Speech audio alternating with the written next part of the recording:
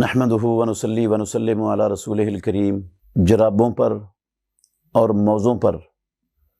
मसह करने का तरीक़ा क्या है, इस हवाले से जो प्यारे पैगम्बर मुहम्मदुर रसूलुल्लाह सल्लल्लाहु अलैहि वसल्लम से सही अहादीस से साबित है वो तो यही है। हज़रत अली रज़ी अल्लाह अन्हु की रिवायत है, एक वो फरमाते हैं लौ कानत दीनो बिर्राय लकाना और आलल खुफ़े असफल खुफ़े औला बिल मसह मिन आला हो। अगर दीन अकल के साथ होता तो पाँव मौज़े के जराब के निचले हिस्से पर मसा करना ये ऊपर वाले हिस्से पर मसा करने से बेहतर होता। मैंने रसूलुल्लाह सल्लल्लाहु अलैहि वसल्लम को देखा यमसाहो अला आलाहुमा, आप मौज़ों के और जराबों के ऊपर वाले हिस्से पर मसा करते थे। तो ये हदीस है सुनन अबू दाऊद में हज़रत अली रज़ी अल्लाह अन्हु से मरवी, जिससे साबित होता है कि मसा जब बंदे ने करना है जराबों पर या मौज़ों पर तो सिर्फ पाँव के ऊपर वाले हिस्से पर करना है, नीचे वाले हिस्से पर मसा रसूल मुकर्रम सल्लल्लाहु अलैहि वसल्लम से साबित नहीं है। हज़रत मुगीरा बिन शोबा रज़ी अल्लाह अन्हु से रिवायत है अबू दाऊद में, मुस्नद अहमद में, उसमें लफ्ज़ हैं कि रअयतु रसूलुल्लाह सल्लल्लाहु अलैहि वसल्लम यमसहु आलल खुफ़ैन, मैंने रसूलुल्लाह सल्लल्लाहु अलैहि वसल्लम को देखा आप सल्लल्लाहु अलैहि वसल्लम मौज़ों के ऊपर वाले हिस्से पर मसा करते थे। तो ये ऊपर वाले हिस्से पर मसा करने का क्या तरीका है, इस बारे में एक मुगीरा बिन शोबा रज़ी अल्लाह अन्हु से मरवी रिवायत है जिसकी सनद के अंदर इनक़िता है, वो तो सही नहीं है। उसके लफ्ज़ ये हैं कि रसूलुल्लाह सल्लल्लाहु अलैहि वसल्लम अपना दायां हाथ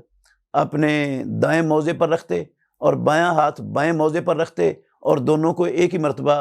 जो है ना वो चला लेते। सनद इसकी मुनक़ते है। हज़रत अनस बिन मालिक रज़ी अल्लाह ताला अन्हुमा का अमल मौकूफ़न वो सही सनद से साबित है, ऐसा वाले से कि उन्होंने अपने दोनों हाथों को अपने पाँव के ऊपर वाले हिस्से पर रखा और अपने दोनों हाथों को अपने पाँव पर फेर लिया। तो ये इकट्ठा ही फेर लिया, मसातन वाहिदा, एक ही इकट्ठा ही मसा कर लिया, ये तरीका है।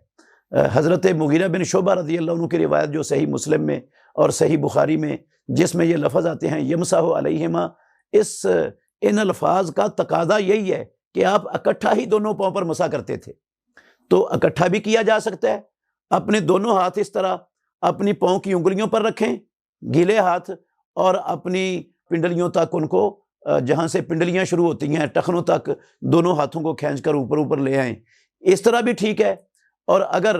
बाज़ अहले इल्म क़ियास करते हैं पाँव धोने पर इसको कि जिस तरह पहले दायां पाँव धोया जाता है फिर बायां पाँव धोया जाता है, अगर एक दाएं हाथ से पहले दाएं पाँव पर अपने हाथ फेर लें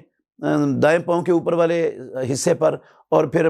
बाद में बायां हाथ बाएं पाँव के मौज़े के ऊपर वाले हिस्से पर फेर लें, तो ये तरीका भी दुरुस्त है। अलबत्ता औला जो है वो है इकट्ठा ही करना दोनों हाथों से दोनों पाँव पर, लेकिन अगर दायां पाँव पर पहले कर लिया जाए दाएं हाथ से और बाएं हाथ से बाएं पाँव पर कर लिया जाए तो इसकी भी इस्लाम के अंदर